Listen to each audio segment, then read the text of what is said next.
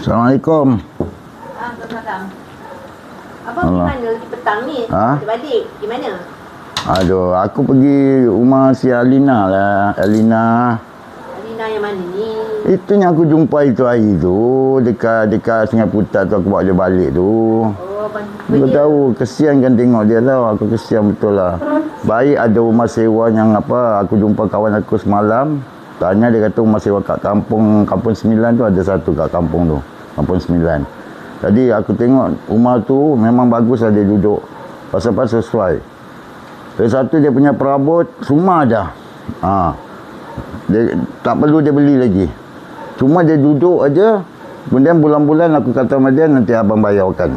300 sewa. Boleh lah. Bayarkan? Apa salah bayarkan? Kesian kan. Sementara dia belum dapat kerja kan. Jadi dia kata dia nanti usaha cari kerja lah. Kerja apa. Baiklah. Tukang. Buat kebaikan tu baiklah. Lah kerja kedai kopi ke kedai makan ke kan.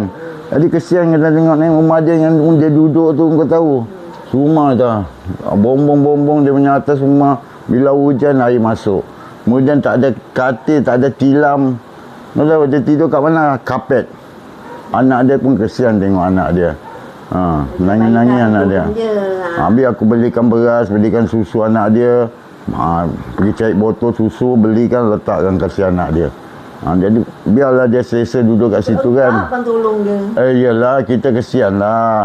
Hari ni kita bantu orang tu. Mana tahu satu hari pula kita pula kena. Jadi orang akan bantu kita. Ini semua kerja Allah Ta'ala ni. Jadi Allah Ta'ala dah gerakkan hati kita nak bantu dia. Alhamdulillah kita dapat bantu dia. Dia kata terima kasih banyak-banyak bang. Terima kasih lah. Dia punya nangis dia. Aku tengok sedih tengok keadaan dia. Kan, pasal ada anak kecil. Itu yang kita risau tu anak dia. Ya tak? Tapi orang dia pun baik lah aku tengok neng. Orang dia memang baik lah. Dia pun cakap lembut aja dengan aku. Cantik orang dia?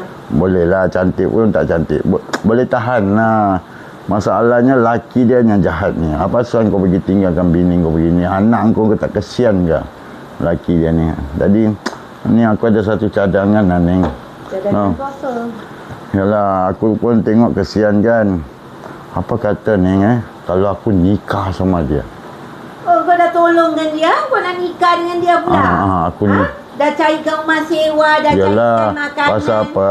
Kalau duit. Kau nak nikah pula dengan dia? Kalau aku nikah sama dia, dapat aku tolong-tolong lagi dia, dapat bantu-bantu dia. Kau nak nikah boleh nikah? Cabut kaki kau tu. Kaki kau tu cabut. Kaki cabut? Cabut kaki kau tu. Kalau kaki cabut. Kau nak nikah boleh nikah dengan dia. Kaki kau tu cabut. Kaki cabut? Cabut kaki tu. Cabut kaki tu. Kaki tu cabut. Kaki cabut? Cabutkan kaki tu. Kau tu nak nikah boleh nikah? Kalau kaki cabut tak jadilah. Tak jadi? Tak jadi nikah lah. Biar dia cek orang lain Orang cek orang lain. Ataupun nanti aku cekkan apa duda-duda ada kat sini ke kampung ni. Kau nak cek dia apa? Tak payah. Dia tak tahu cari. Dia tak tahu cari jantan. Ya dia. Kau nak tolong cari kan? Kau yang nak dia. Tak adalah. Kau nak dia boleh kaki cabut. Apa pula? Bukan nak, cuma aku cakap tanya pakaikan kau lah. Kalau kau izinkan, bolehlah aku nikah. Kau tak ada, kalau kau tak izinkan, tak adalah. Kau dah tolong dah macam-macam, kau nak nikah dengan dia pula. Cuma aku minta izin pada kau aja. Tak mau, aku tak kasih. Tak kasih tak apalah. Pergi nikah dengan dia, kaki kau cabut. Jalan-jalan. Kaki cabut macam mana aku nak berjalan nanti? Pakai tongkat ada. Tongkat jalan pakai tongkat. Tongkat tak mau dah. Tak apalah. Tak payah nak nikah-nikah. Janda-janda dah tolong lah. Gatal lah tolong. Apa? Macam-macam.